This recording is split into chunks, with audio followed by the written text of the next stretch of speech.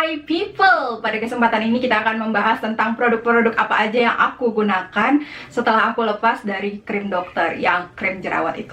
Pasti kalian udah tonton dulu dong videonya gimana ceritanya aku jerawatan dulu. Kalau belum, klik dulu di sini. Nah, kalau udah, kita bisa cerita sambil ngopi-ngopi. Enaknya ngopi tuh ada mejanya, tapi nggak ada, ya udah dipegang terus dah. Nah, Desember 2019 aku udah memikirkan untuk lepas dari krim dokter. Di situ aku udah mulai pakai facial wash sendiri. Facial wash yang aku pakai itu sebenarnya dari sekitar bulan 9 itu produk Garnier facial washnya yang ini.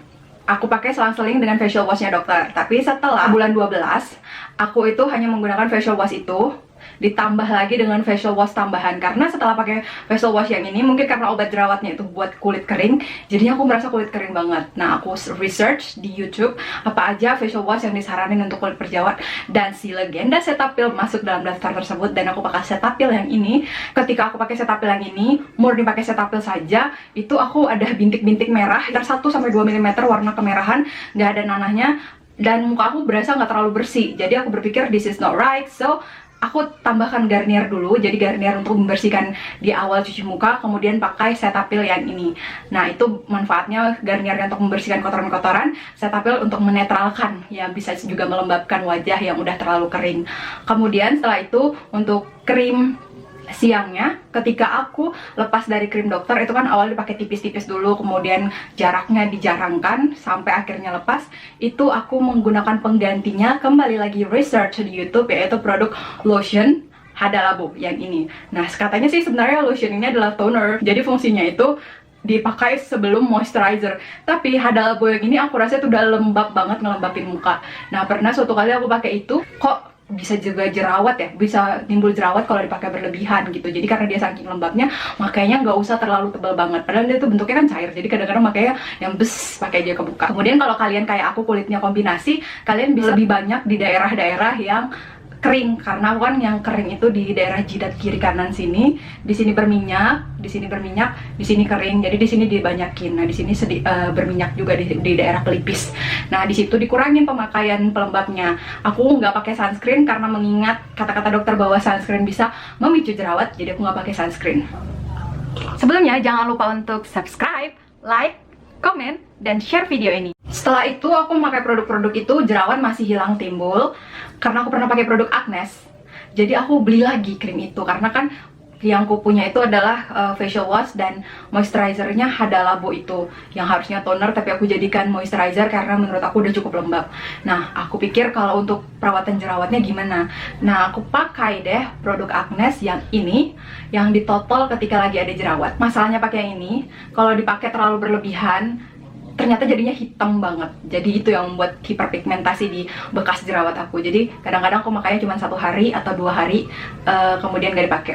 Setelah itu kan tuh bekas-bekas jerawatnya masih ada, dan aku setelah lepas krim dokter itu muncul lagi jerawat walaupun tidak terlalu parah. Nah, krim bekas jerawatnya itu aku tanganin dengan masker Garnier yang ini.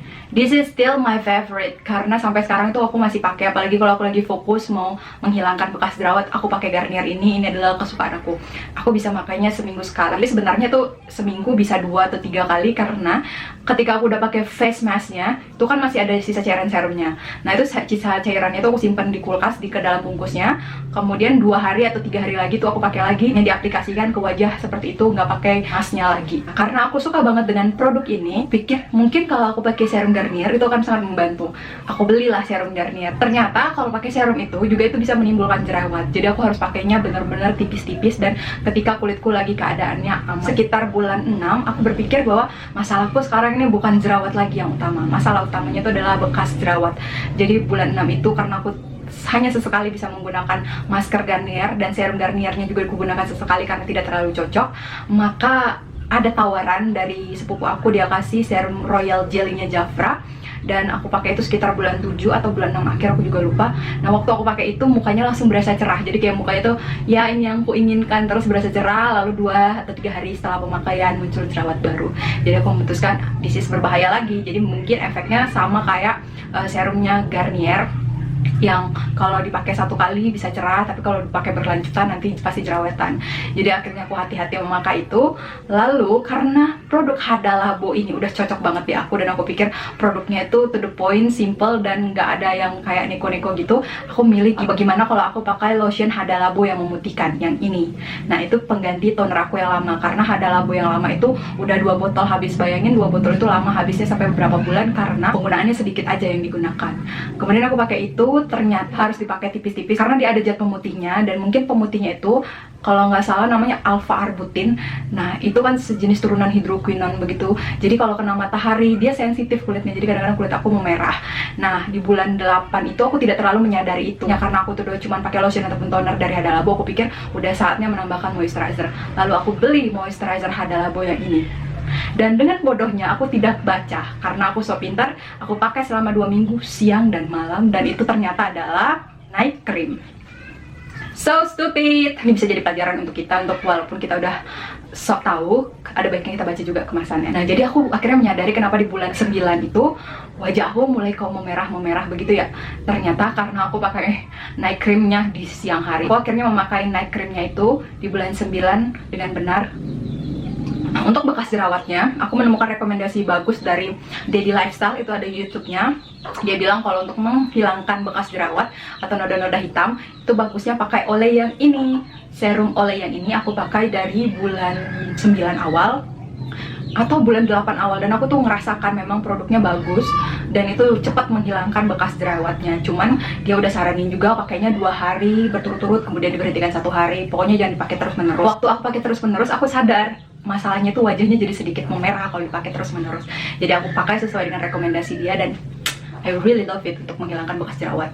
Dan itu cocok di aku dan gak menimbulkan jerawat lagi. Mungkin aku memang cocok sama produk Balea dan Wardah, karena di bulan 9 akhir untuk moisturizer siang, setelah aku sadar bahwa Hada Labo yang aku pakai itu adalah night cream, aku beli Wardah yang ini sebagai moisturizer siang aku. Nah ini aku sarannya dapat dari Livy Sanders I guess, dan kayaknya apa yang direkomendasikan tuh benar-benar cocok di aku. Dan ini yang maksudnya yang aku coba ya, Wardah ini aku emang cocok untuk moisturizernya karena dia nggak terlalu bikin oily banget mukanya.